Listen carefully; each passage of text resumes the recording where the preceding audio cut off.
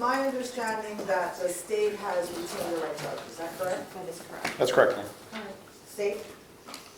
Judge, at this time, I'm going to be asking for a period of incarceration in this particular case. And I want to talk to you a little bit about the reasons why the state is asking for incarceration in this particular case. Okay. This was not a one-time incident. This wasn't a rash decision on the part of a party that I know this court sees time and time again when someone makes a rash decision and with repercussions.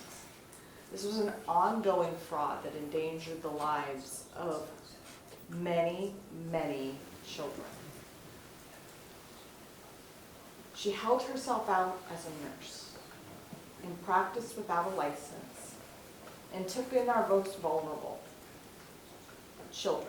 And not just any children, diabetic children who have a deadly disease that has to be managed. And she took that trust and she broke it. Not once, not twice. Patient after patient after patient that she said she was a nurse. She defrauded and deceived. And for what end? I don't think it's necessarily money. I think the defendant just liked to kind of be the Florence Nightingale, be the one that everyone looked to for advice and for guidance when dealing with children that have this disease. This was not a one-time incident. It didn't last that long, though, the charging events. Why? Because her undoing, ironically enough, was a nurse. Was a smart nurse at the school that noticed something wasn't right. And so as far as the state is concerned, the defendant had this business from June to September, holding herself out as a nurse, practicing without a license. There are multiple levels of fraud in this case. And I know this court's read the pre-sentence report investigation as well as the victim impact letter that was attached. Because that's that first level of fraud. She assumed the identity of a real person. A real nurse here in Las Vegas with the same name, Crystal Scott.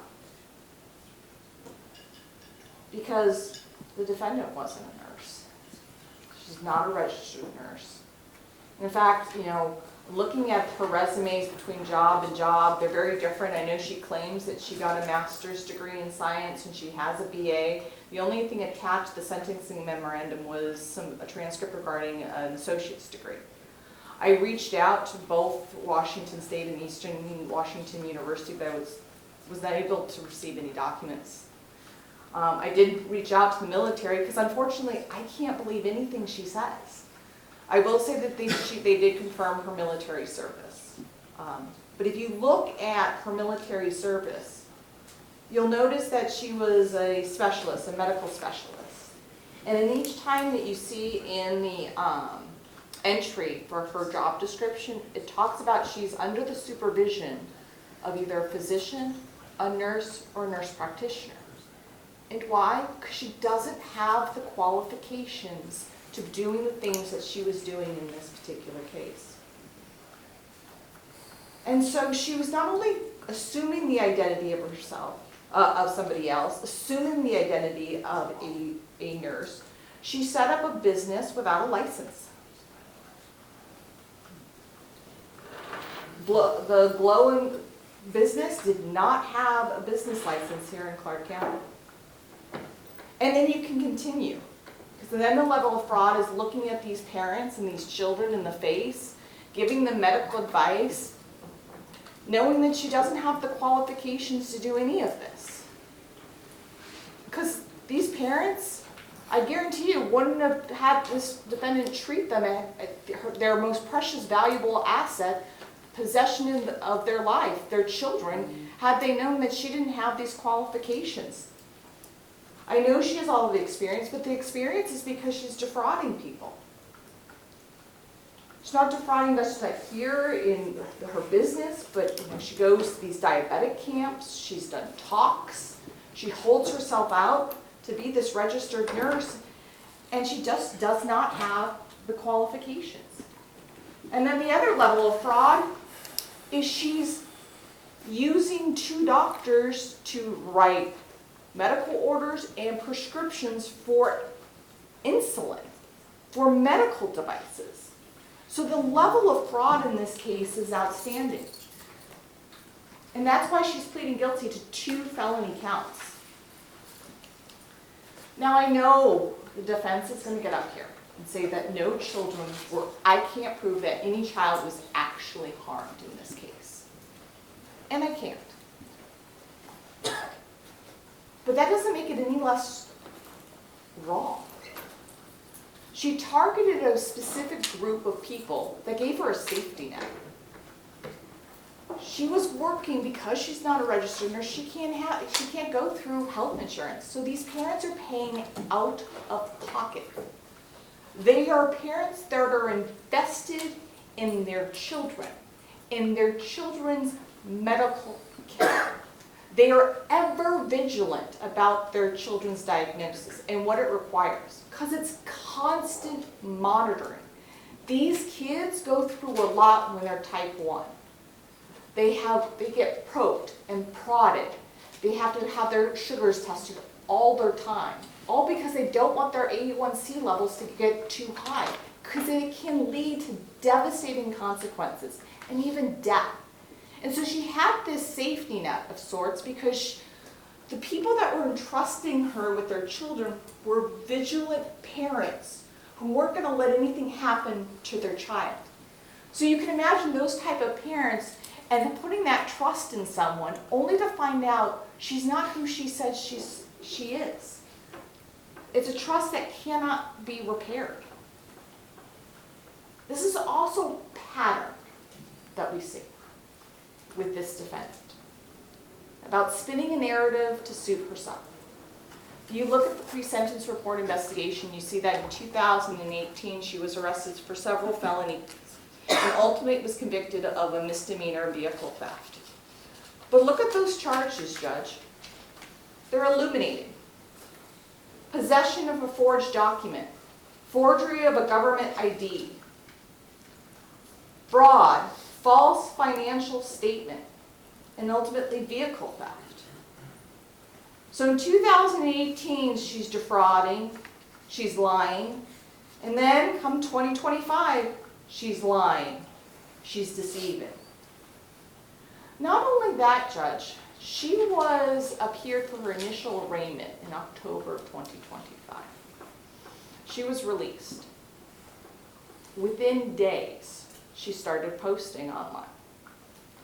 She posted her and her children on an airplane and a picture in Albania. The hashtags read, moving abroad, hashtag expat life.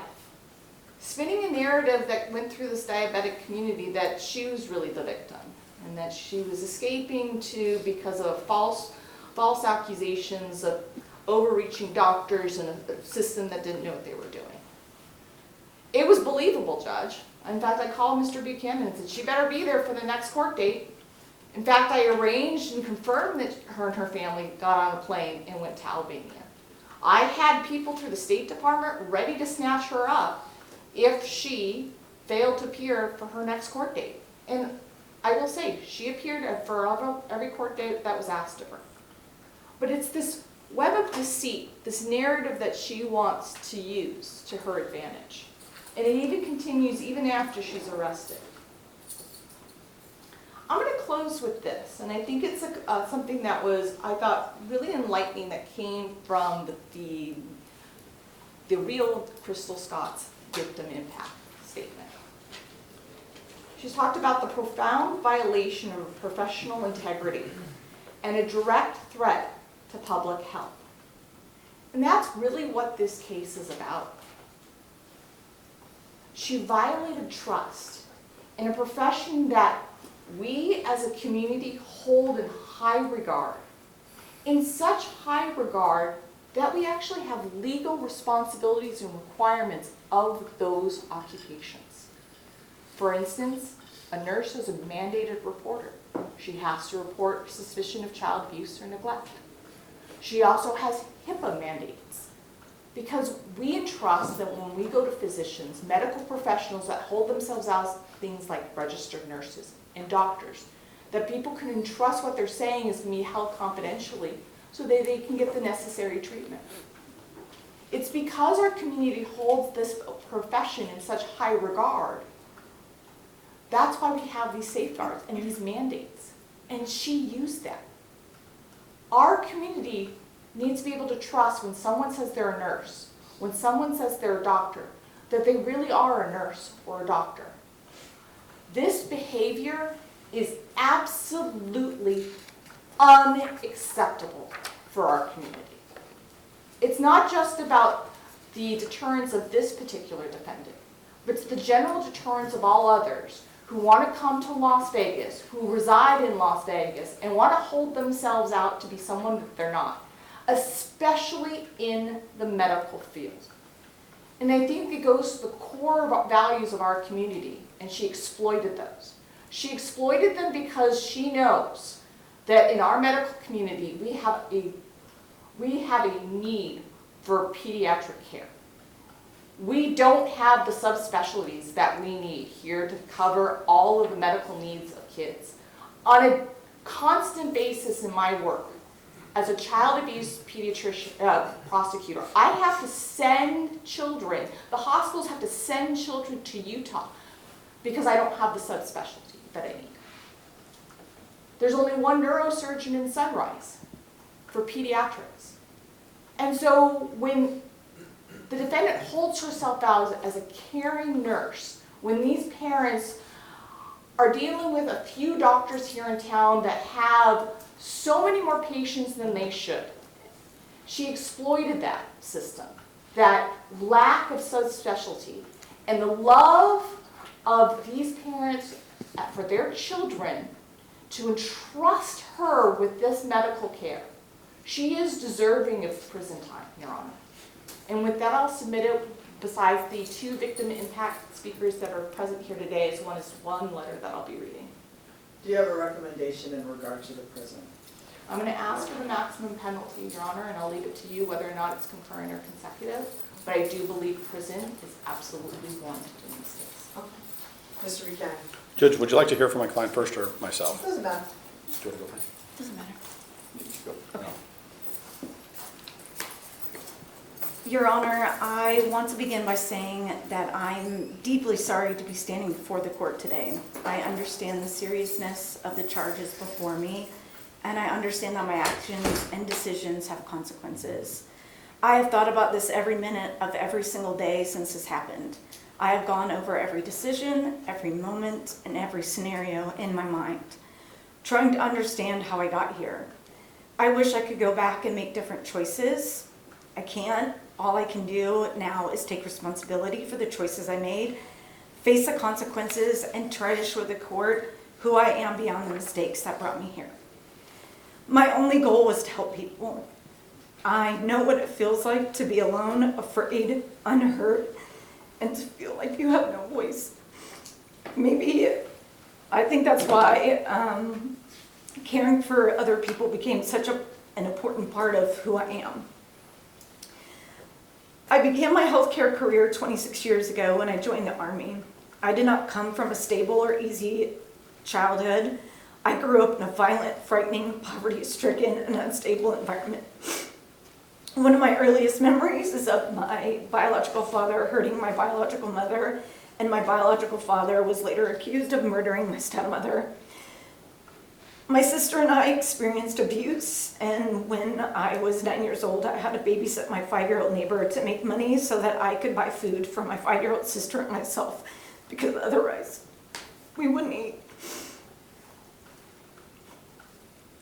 I joined the Army because I was trying to escape that life. I wanted something different. I wanted stability. I wanted a chance to become something different from the circumstances I had grown up in. But even there, I experienced more fear and abuse. I deployed to Iraq, and I watched my friends die. Sorry. Okay, take your time.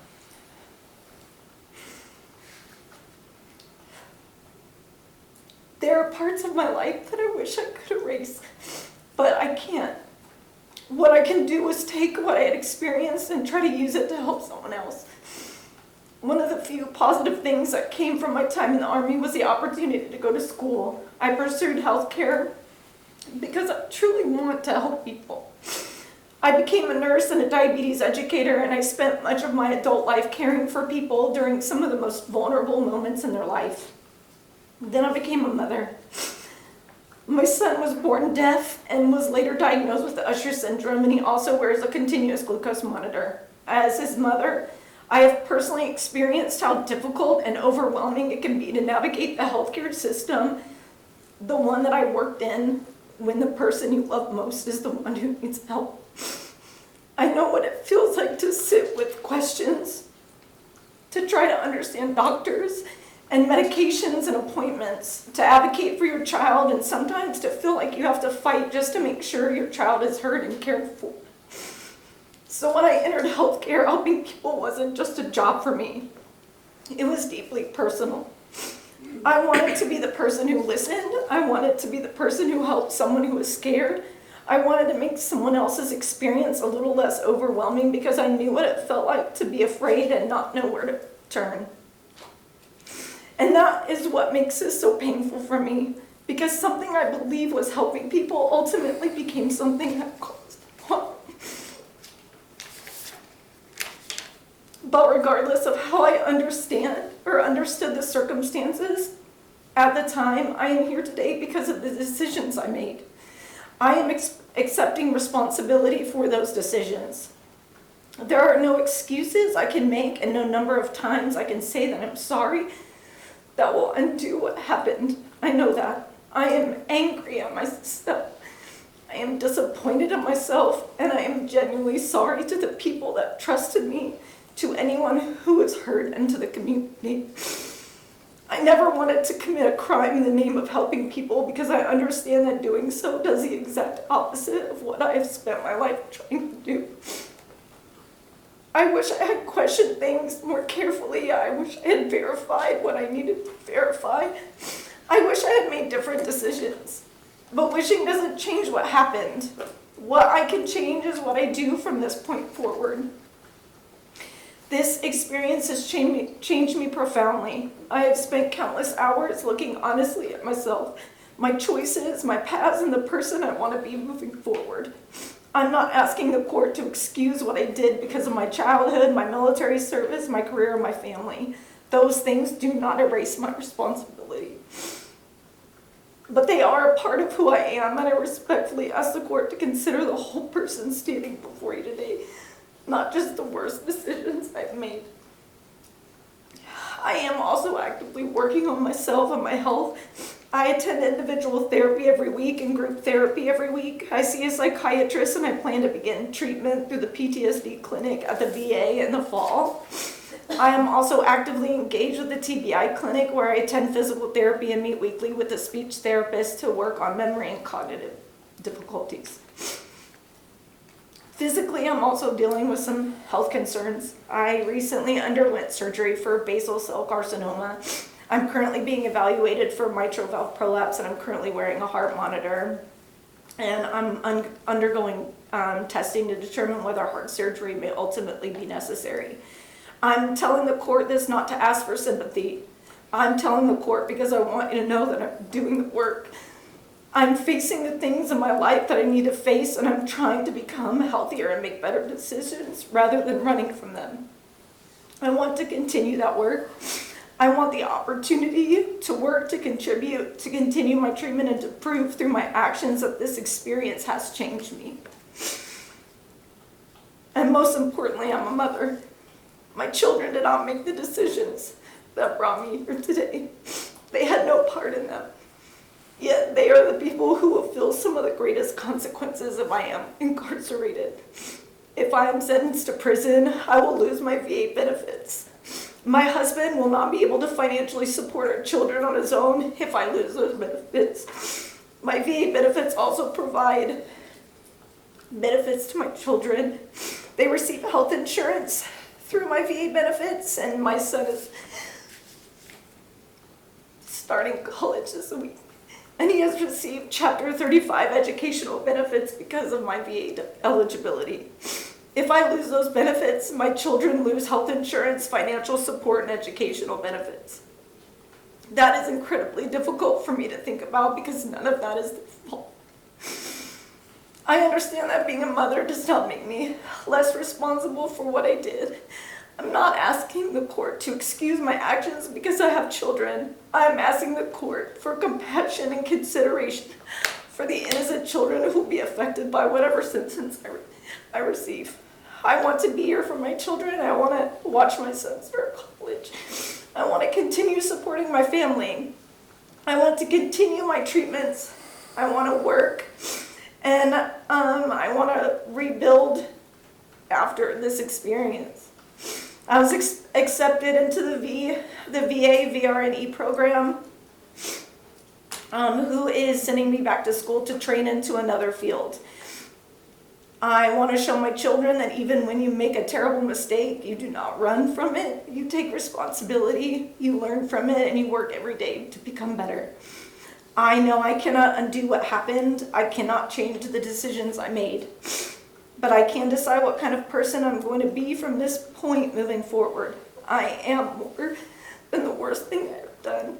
I am a mother, I'm a veteran, I am a nurse, I am a healthcare professional who has spent much of her life trying to help people.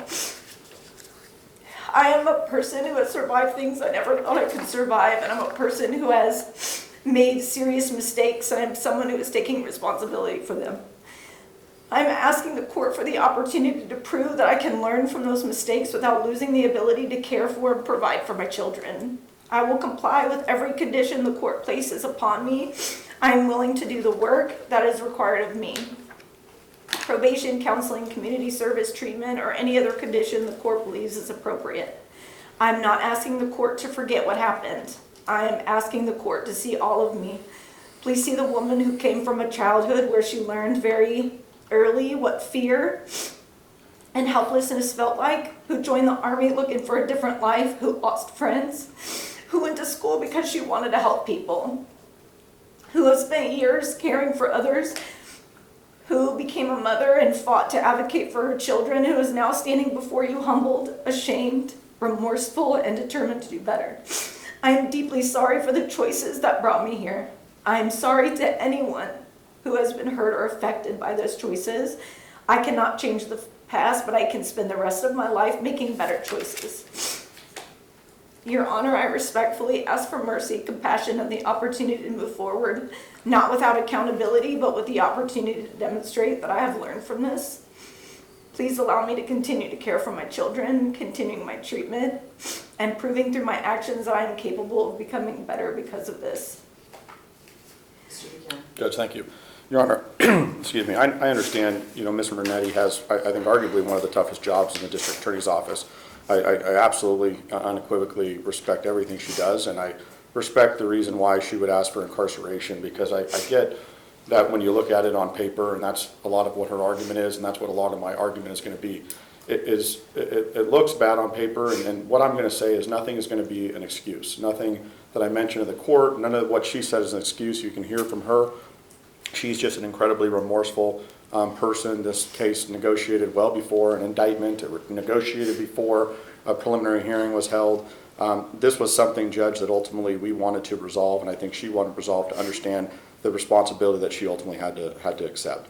I can't stress enough, Judge, that in my argument to the court and why we're asking for probation, it's again not an excuse, but I think it's certainly incredibly relevant as it relates to distinguishing this case from potentially other cases that ultimately where a court has to ultimately determine whether or not incarceration, complete segregation from the public, for her to suffer the amount of collateral consequences that she should, as opposed to community supervision. And I think that's why the mitigating factors and a number of things that I intend to discuss are incredibly relevant.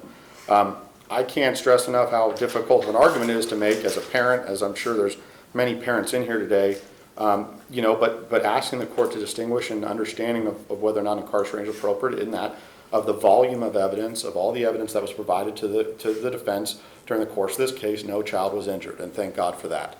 But not only injured, there was absolutely no evidence that was ever provided from any of the witness statements that a child was misdiagnosed, that a child was misprescribed, that a child was overdosed on insulin. There's actually virtually zero evidence of any of that. So it's a unique situation. I don't say that flippantly, but it's not only didn't she hurt people, but it sounds like what she was doing was potentially helping these children, helping them go to school. I recognize, though, that that doesn't absolve her or assuage any concerns that the state would have of the criminal liability with which of what she was doing because she didn't have the proper licenses. But it's important for us to, and that's why we provided in the sentencing memorandum, and she talks about that. You can read the media articles, you can read the PSI synopsis, but it doesn't really dive back into her history. She's not an individual that was sitting around in her house, fly by night, just deciding, living a life of crime, deciding how can I make the next big decision in my life to defraud the public? And oh, you know what? Let me just read some books and learn about diabetes and open up a clinic. I mean, she left an incredibly abusive home. She ultimately, as she mentioned, she was basically subject to abject poverty. She was subject to abuse by both her parents, who ultimately abandoned her. And she goes to the military. And at the military, I know Ms. Renetti, I'm glad she called and verified that. It's in the PSI. But I mean, we have a volume of evidence. She's been engaged with a VA for quite some time, and I'll talk about that in a minute.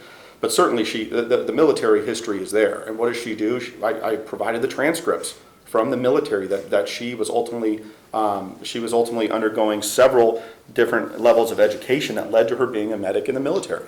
So she has this medical background. She starts with that. She's literally treating people, as she mentioned, friends of hers who are dying on the side of the road in Iraq. She suffered the TBI that she mentioned, Judge, was from an improvised explosive device that was a roadside bomb in Iraq that ultimately she suffered from. As it also mentioned the PSI, which again, with her permission, I know the PSIs are confidential. She and I'm sure the court read it. She also suffered sexual abuse in ultimately the Army. She suffered PTSD and been diagnosed with PTSD through the Veterans Administration, both through her experiences with the traumatic brain injury and also with the sexual abuse that she ultimately endured. These are things that I don't think at all, Judge, can be overlooked. And when she comes out of ultimately the military, they paid for her to go to the Carrington College where she takes more medical courses. They paid for her to do certain things through the GI Bill.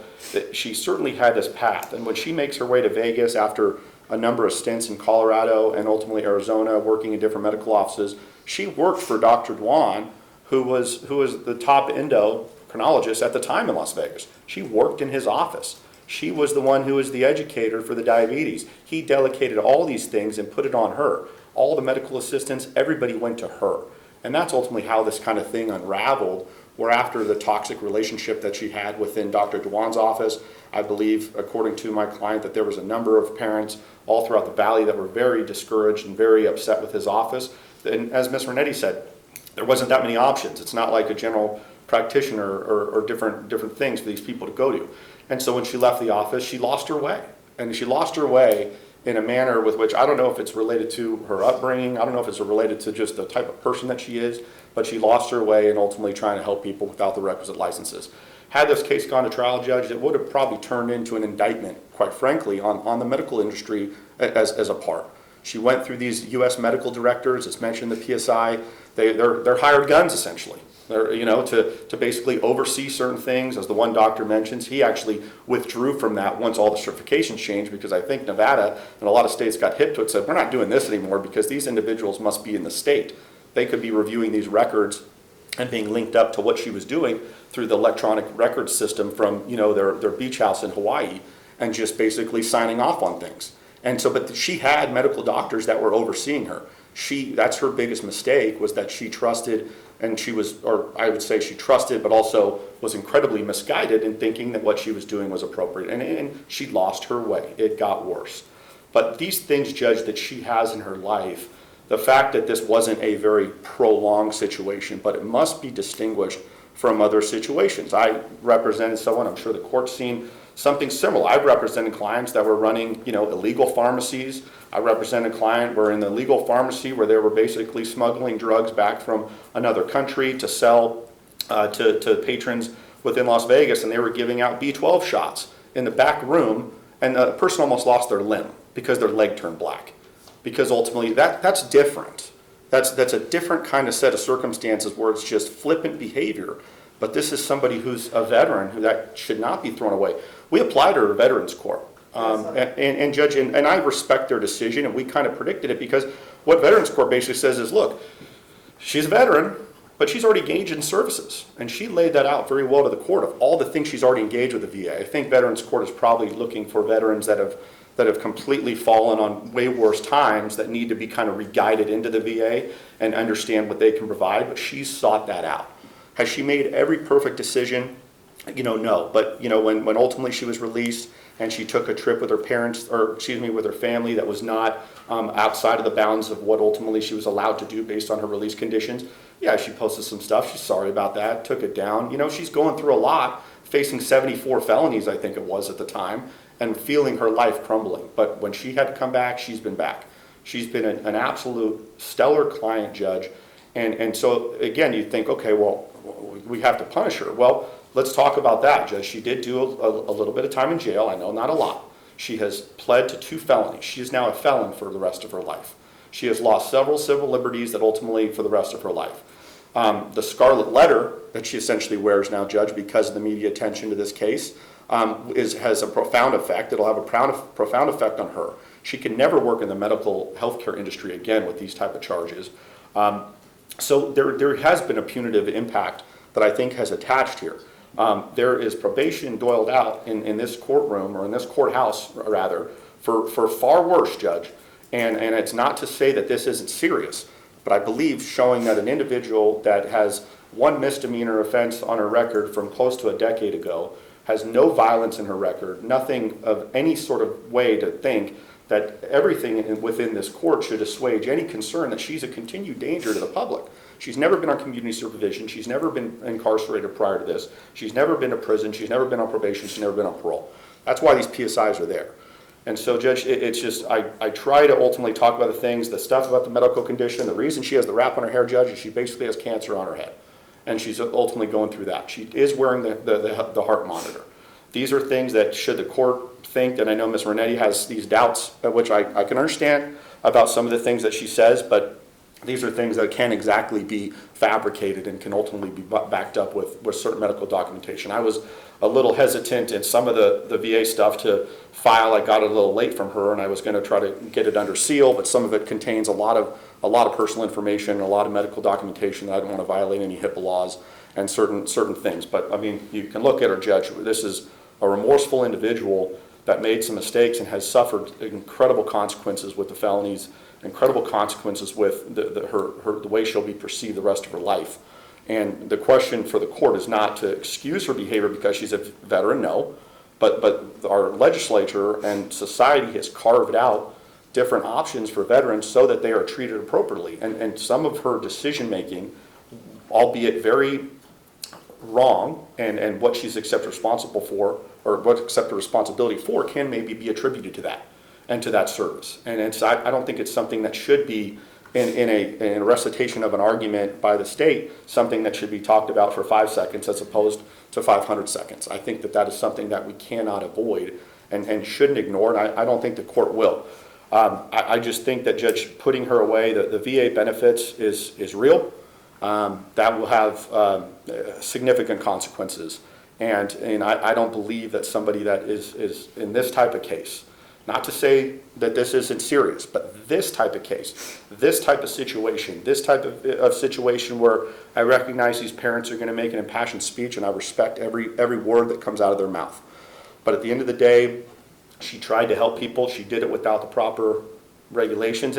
That's what almost frustrates me, Judge, when you listen to her, and the knowledge that she has of type 1 diabetes. I mean, the knowledge that she has, the history that she has, she's probably more knowledgeable of type 1 diabetes than anyone definitely in this courthouse, and potentially beyond. And she probably could have done it the right way. She probably could have sat down and went to nursing school, but she lost her way. She could have got through the certification. She could have stayed away from this Medical Directors USA and gotten this bad advice and thinking she was doing things under the proper purview and using the other nurse's name. Again, lost her way. But is that a reason to send her to Florence McClure and have all these grave consequences for someone that does not pose a continued threat in any sense of the word to our public, to our society, to ultimately the state of Nevada? And she can continue to be a mother. What I'd ask the court to do is place her on a period of probation for the maximum time allowable by law. She has pled to 2 Category D felonies, so if that is the maximum, I think is maybe 24 months, then that we would certainly ask for that. I would ask the court to consider imposing a sentence of 2 to 5 on the nursing without a license and a 1 to 3 on the forgery count. I And have that these are both category D felonies, 1 to 4. 1 to 4s, sorry, 1 to 4s, correct. Are you trying to ask me to do an illegal sentence? Well, no, absolutely not. But basically what I want the court to essentially do is impose just under the maximum underlying sentence and suspend it. Okay. So that ultimately, if anything that she has said is ultimately something that is found to be completely wrong, if she falls away from any of the requirements that this court would impose, which we would ask to impose continued engagement with the VA, which she's already in, continued counseling. If there's another punitive punishment that the court deems appropriate, we would ask that the court put her on intensive supervision with an indeterminate period of house arrest that parole and probation deems appropriate while they assimilate her to probation. So that'll be another punitive punishment that potentially could attach.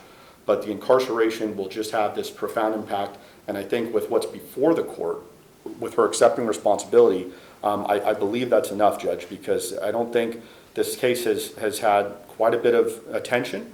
As it should, and I think there should be a level of deterrence that should exist, which I think it has. This case got global recognition from news agencies, but what you see here, when you see the big picture, I think that is absolutely the most relevant and relates to sentencing considerations by the court. So we would ask for a maximum-ish sentence, suspended with a maximum amount of time of probation, with potentially house arrest, continued counseling, a zero tolerance, as this court is very clear on probation being an opportunity and a gift. And we want her to walk out of here, Judge, and walk right back into the arms of her children. She's remorseful. She's sorry. She's glad no one got hurt. But this is not somebody, it flies in the face of other individuals that get probation. When what you have here is somebody that's potentially would cause a great deal of anguish to the Nevada Department of Corrections. And she just doesn't belong there, Judge. She accepts her responsibility. So we think probation's appropriate. So I have a quick question. So is she's not a licensed nurse in the state of Nevada? No. Does she have her nursing degree? No. Was she ever a licensed nurse anywhere in the United States? I went to Carrington College, to Colorado and Arizona. Well, this is- Yeah, so here's my question. Was she a licensed nurse in any state in this union? In the United States of America, was she a licensed nurse? Judge, I don't know what exactly came out of the Carrington College and what came out of that degree. I don't know that she went beyond the education requirements that she had from the Carrington College, which she did receive the associate's degree. But I think you can that, get a degree in nursing. Correct. And decide to be a lawyer, which I'm sure to most medical people would be blasphemy, but you can do that.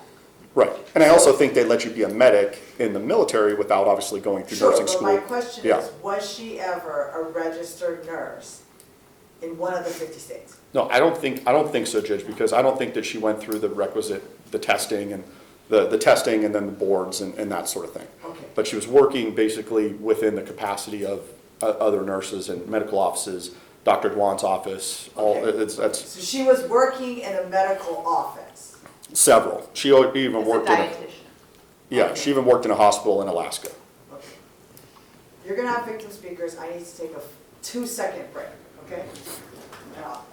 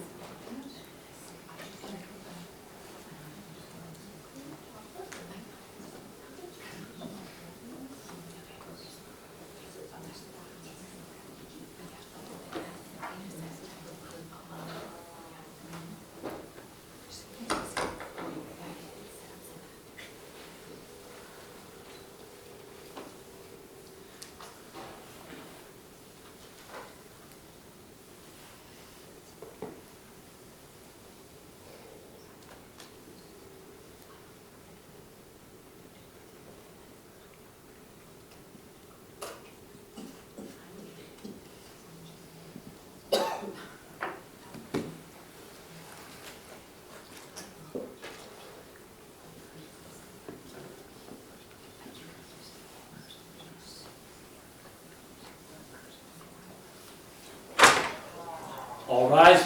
Department 7 is back in session. I appreciate that. Nobody needs to rise, everybody does. All right, state your first victim speaker. Allison Anderson. I'm just gonna have them stand next to you. Good morning. Morning. You do solemnly swear the testimony you're about to give in this action shall be the truth, the whole truth, and nothing but the truth, so help you God? I do. Can you please state and spell your full name for the record? Allison Anderson, Allison, Anderson, Anderson. Ms. Anderson, what would you like to tell the court about how this crime has affected you? Okay. Your Honor, I'm here today as the mother of a young daughter who was diagnosed with type 1 diabetes 2 years ago. It's okay. I wasn't gonna cry. I got it. Okay. Type 1 diabetes is an autoimmune disease. Her immune system attacked the cells in her pancreas that produce insulin and other hormones, leaving her dependent on insulin to survive the rest of her life. She was diagnosed at 8 years old. She almost died. And she was in the hospital for many days on drips in diabetic ketoacidosis, which is an acidic state that eats your body away, and children have had comas and have had death before they get diagnosed with this condition. As her parents, we essentially have to act as her pancreas 24 hours a day, 7 days a week, never ending. And we constantly monitor her blood sugar and all of her food, hormones, stress, everything affects her blood sugar. 24 things besides food affect her blood sugar. Insulin can kill people. One miscalculation of an insulin dose can kill my child. To say that the defendant is a nurse, for her to say she's a nurse, it makes me very upset because I am a licensed registered nurse. I've been a registered nurse for almost 15 years. I went to school.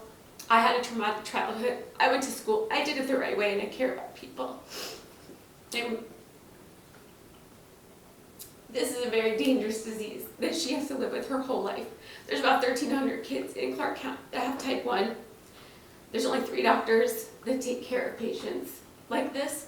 Dr. Dewan's office that she worked for cares for 50,000 children in Clark County, and most clinics should only have 8,000.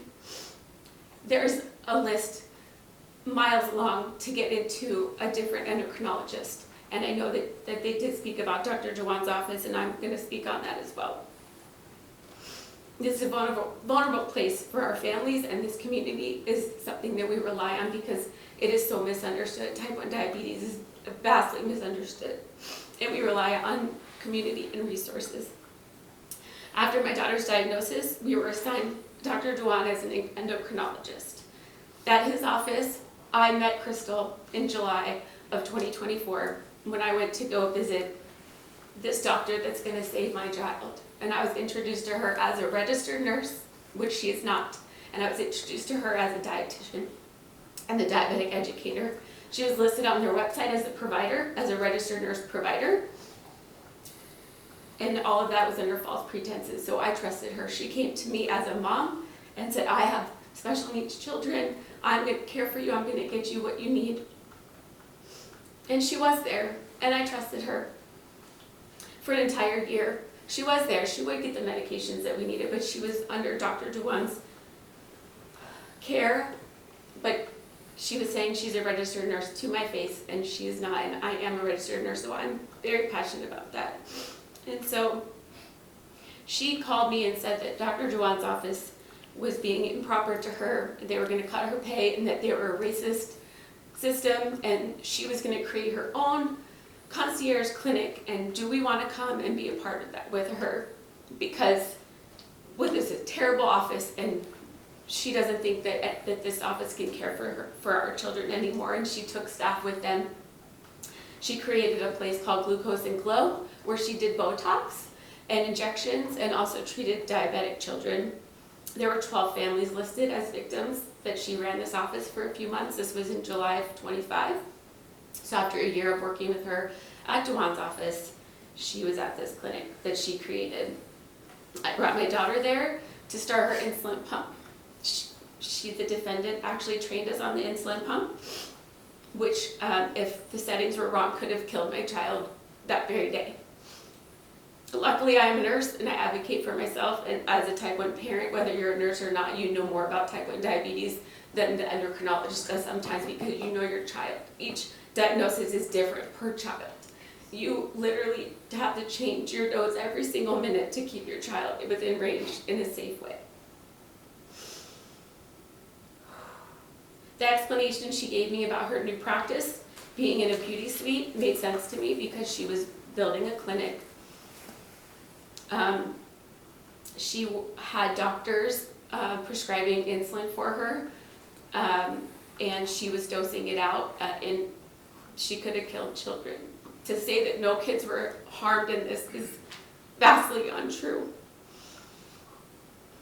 As somebody very knowledgeable in type 1, if you have sustained high blood sugars, it eats your body, and these kids are likely to have trouble having babies, strokes, amputations. My father-in-law was diagnosed with type 1 in the 60s, and he died at 52, and they gave him a 30-year. They said he would die in his 30s. He had multiple strokes from the lack of treatment options from high blood sugars. So to say that these kids aren't harmed, we will find out later in their life what the harm has been done. We paid her to take care of our child. And then I had the school district call me and tell me that my child is not allowed at school because the doctor's orders that were provided by the defendant are not real. They had inconsistencies. The nurse at Clark County is the one who figured it out. And I had to stay home with my child till I could get back into a doctor to get her doctor's orders so that she could return to school. She was 9, and she trusted the defendant. And my daughter is heartbroken that somebody so kind and caring could have lied and said that they were something they were not. My daughter went to the type 1 diabetic camp in Reno last year and this year. It's a week-long camp where 100 kids get together as type 1s, and it gives respite for the families. She only wanted to go last year as her first time because she knew Crystal was going to be there. And Crystal cared for children, hundreds of children away from their parents, under the guise that she was a nurse and a diabetic educator and a caregiver, and she took advantage of our trust. I was never interviewed, even as a victim. I was never interviewed about my experience before she took a plea agreement. I did not even know that was happening. I wish I could have said more because some of the charges that she had should have stuck. And I honor the court that you have to do what you need to do in the court, but I'm just very hurt and angry because for them to say that she knows more about type 1 diabetes than someone in the courtroom is lies. She's not a licensed nurse. She hurt my family. My son, who isn't even a type 1, went to her and had care. They did a respite care at Dewan's clinic where for 4 hours parents could drop their special needs children off to go Christmas shopping because you have no one to care for them. And I left my children in her care.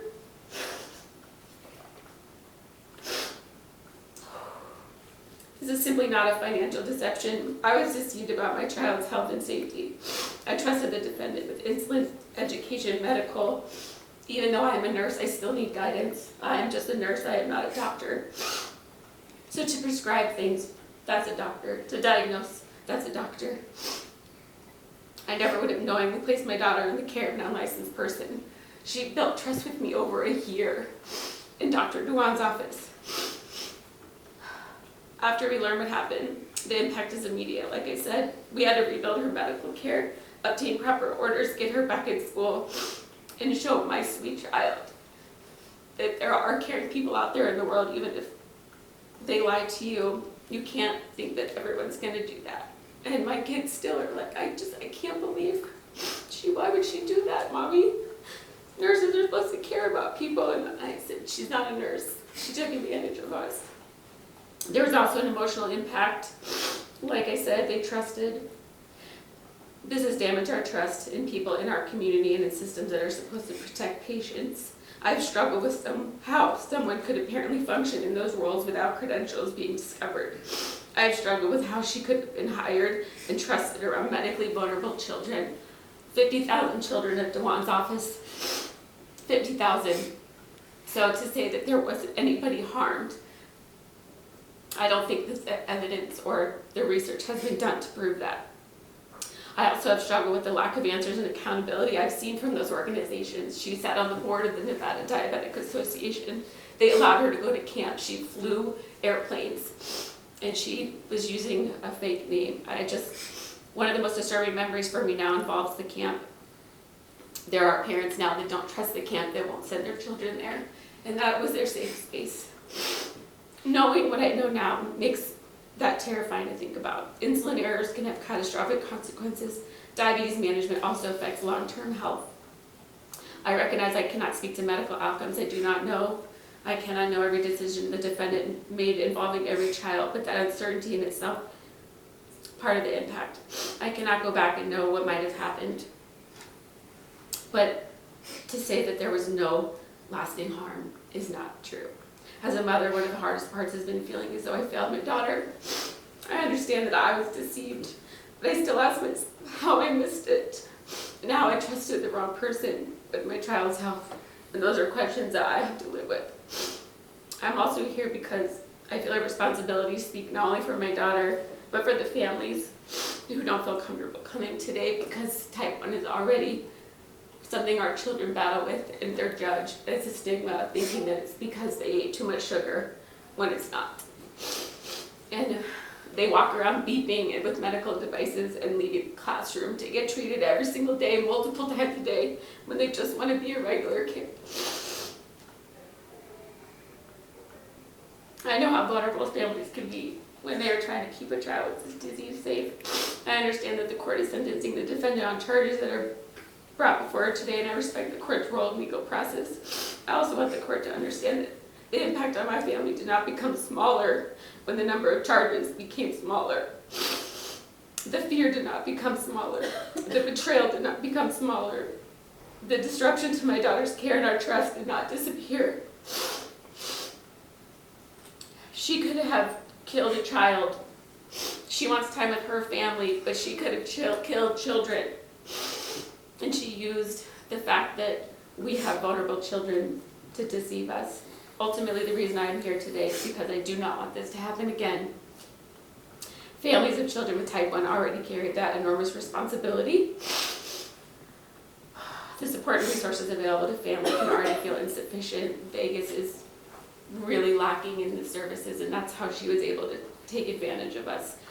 We should not also have to wonder whether the person representing herself as a medical professional is actually qualified to care for our child.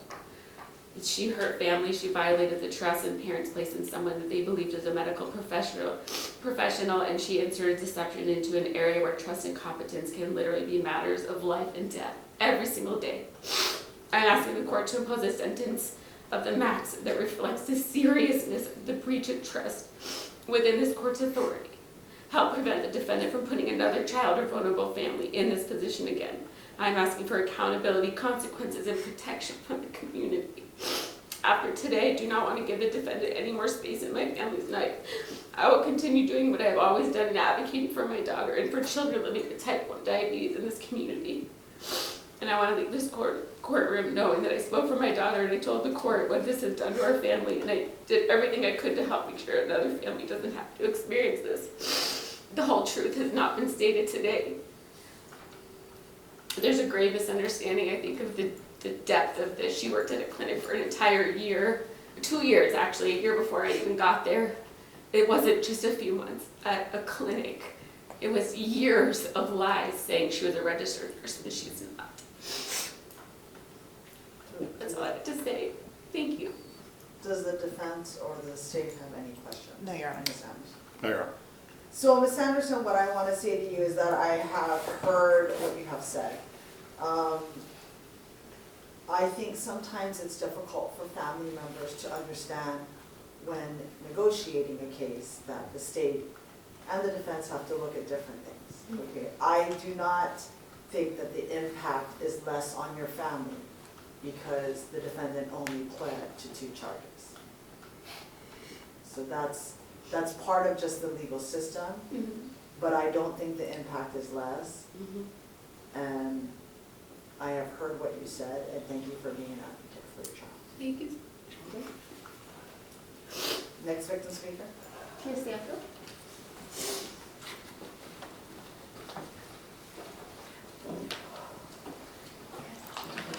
Oh, this is nerve-wracking. I'm sorry. It's okay, just take a deep breath, okay? You do solemnly swear the testimony you are about to give in this action shall be the truth, the whole truth, and nothing but the truth, so help you God? I do. Can you please state and spell your full name for the record? Tia Stanfield, Tia-Stanfield. Okay, what would you like to tell the court about how this has affected your life?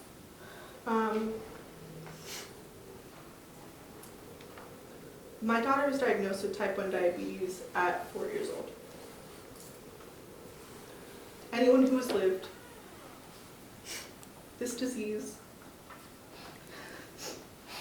It's okay, just take a deep breath. understands the fear that comes along with that diagnosis. Type 1 diabetes is not just simply checking blood sugar. It is relentless, life-threatening, and requires constant medical management every single day. It was not that long ago that type 1 diabetes was a death sentence. Today, a wrong insulin dose can cause seizures, coma, brain damage, organ failure, loss of limbs, loss of eyesight, and death.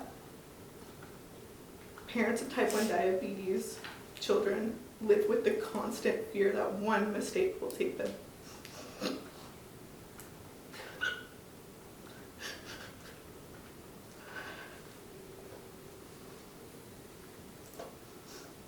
Beyond the physical dangers, this disease is emotionally devastating for children. They endure repeated injections, pump site changes, alarms throughout the night, fear of dangerous lows, and exclusions from normal childhood activities. I've heard my 6-year-old question why they are different or weird, and that can be heartbreaking. Type 1 diabetes children are taught from a young age how to dodge death on a daily basis while constantly having their autonomy taken from them. Meanwhile, parents spend years learning how to keep their children alive. We are forced to place enormous trust in medical professionals because the stakes are literally life and death. We first met the defendant through Camp Vegas, a camp organized by the Nevada Diabetic Association. Later, we saw her again at the docks working under a well-known pediatric endocrinologist within the community, where she preyed upon vulnerable families desperate for support and guidance. Nevada suffers from a severe lack of pediatric diabetic resource and care. Parents like us were searching for trustworthy people to help us navigate an incredibly difficult disease. The defendant was attentive and communicative. She spoke directly to my child rather than talking about her like she was a doll that was just in the room that we needed to kind of fix. She took the time and energy to get to know my child, build a relationship with my child, and have my child trust her.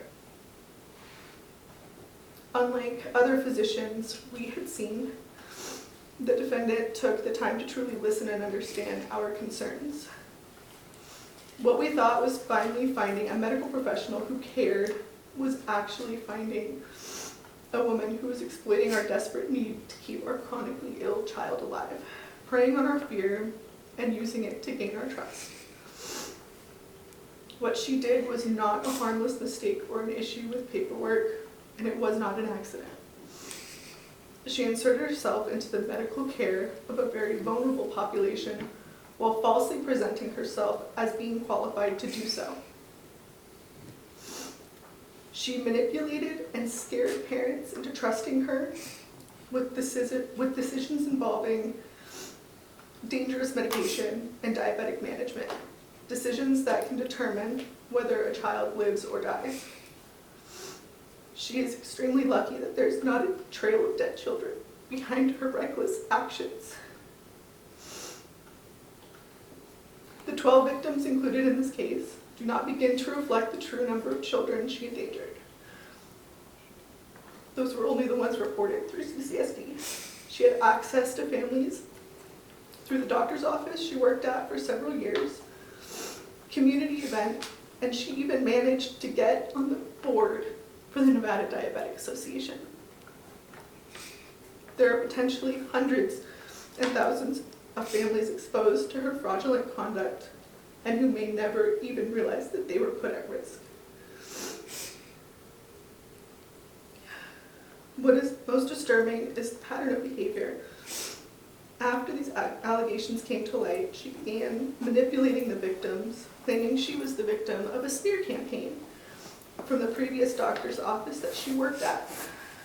She was very calculated in planting seeds of distrust towards the other capable physicians in the area, making the only 2 other pediatric endocrinologists at the time feel very unsafe for us to turn to.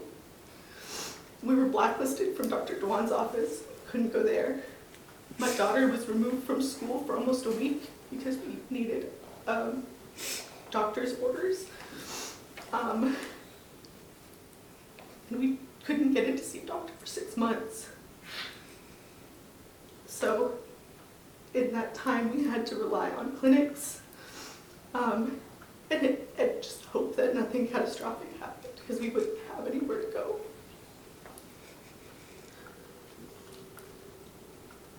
This plea deal feels like a miscarriage of justice. This case is not about fraud. It is about the calculated exploitation of chronically ill children and terrified parents. It is about violating the sacred trust families place in medical providers. It is about risking children's lives for personal gain. And even here today, she called herself a nurse multiple times. After Crystal left, our family was left without proper medical care or support because we had followed her from our previous office. We were unable to return and could not be seen by another specialist for close to 6 months. My daughter missed nearly a week of school because we could not obtain the medical orders that required to safely manage her diabetes at CCSD. We were forced to rely on temporary prescriptions and orders arranged through UNLV medical students and clinics until we could find legitimate care. If my daughter had experienced a serious complication during that time, we would have had little to no access to specialized medical support. My daughter's life was at risk from the moment the defendant walked into her life and remained at risk for long after she left. We were fortunate to already have a basic understanding of managing type 1 diabetes. However, had this happened during the first year of diagnosis, when things were still very chaotic and we're still learning how to keep her alive, I truly believe that my child would not be here. I ask the court to fully consider the gravity of what she did, the enormous danger she created, and the lasting fear and distrust left behind in this community. Families like mine already carry the burden of a life-threatening disease every day. We never should have had to fear the very people that we rely on to keep our children safe. My daughter will not speak to doctors anymore. If they try to talk to her, she just stares at them. She won't tell me when she's sick. She doesn't want to go to the doctor. She doesn't want to trust them again.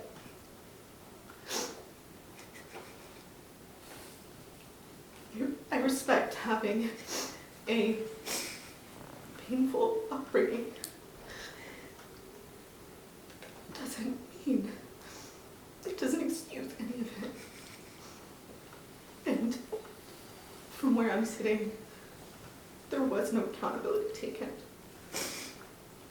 There was no respect to the victims. There was no addressing the victims. There was a lot of excuses. And I'm asking that the court, please, Let us see justice. Let us see accountability. Thank you, Ms. Stanfield. Does either the state or the defense have any questions? No, Your Honor. No, Your Honor. So, I want to address something real quick. Okay? And I'm assuming it's because of the negotiation. And you said that you think that there has been a miscarriage and that, you know, one of the things is you want to make sure, or, you know, you hope that the court hears you. I hear everything that you say.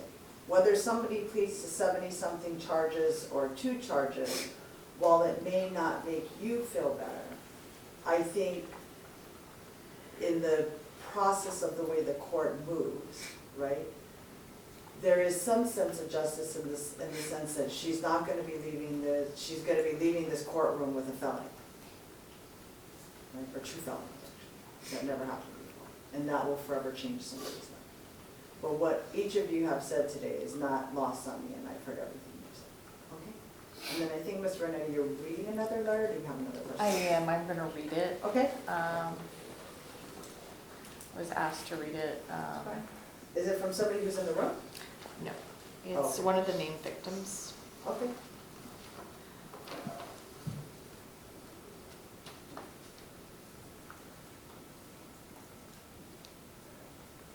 So the named victim, the initials are CS. Okay. Crystal Scott was nothing but a help for me on my diabetes journey. At our previous doctor, we were not able to get the supplies we wanted, the time we needed, and the overall care that we seek in a doctor. Crystal was the opposite. She catered to our needs and gave us one-to-one time and care we needed. And was such a nice, caring, and helpful person. Not only were we able to get the right supplies, but she was amazing about filling prescriptions when we needed them in a timely manner. Now, that is not to say that what she did wasn't wrong. It absolutely was. But she had nothing but great intentions from the start and only followed through on her promises as a doctor. I ask that you keep these things in mind during her sentencing, as she had no foul intention but only wanted to help kids and adults alike struggling with a doctor that cared more about his payout than the well-being of his patients. Thank you. I'm sorry. Oh, okay, you can't, Sorry. you can't look I'm at them. sorry. I appreciate that you sorry. wanna look at them and you wanna apologize, but you can't. So, I think one of the things, you know, it's interesting, I was actually in a civil trial this week, and one of the issues that came up is what is the definition of trust and confidence? And one of the things that struck me as I listened to everybody speak and as I read one of the victim impact panels is that, or one of the victim impact statements is that professional schooling, whether it's you're a lawyer or a doctor, you have to go through, well, some people may not think so, you have to go through schooling, you have to go through rigorous training. There's ethical obligations as well as legal obligations. And that's not lost on me. One of the doctors in this case said that there was a violation of my professional integrity and a threat to public health. And this court agrees. So, in accordance with the laws of the state of Nevada, you're hereby adjudicated guilty of practicing or offering to practice nursing without a license and forgery. In addition to the $25 administrative assessment, I'm going to waive the $150 DNA fee and impose a $3 DNA testing fee. On count 1, you're sentenced to 19 to 48 months in the Nevada Department of Corrections. On count 2, you're sentenced to 19 to 48 months in the Nevada Department of Corrections. Count 2 will run concurrent to count 1. There are 3 days credit. Put your hands behind your back. You're going to prison. Okay. Judge, a question you might be able to predict. Total respect to the court's decision. And would you consider having her come back on Monday? No. She'll surrender her passport. Nope. Just wanted to get some, Nope. the VA stuff. Nope, today is the date for sentencing. Okay. Thank you very much. Can you grab? Yeah, yeah. Oh, all right.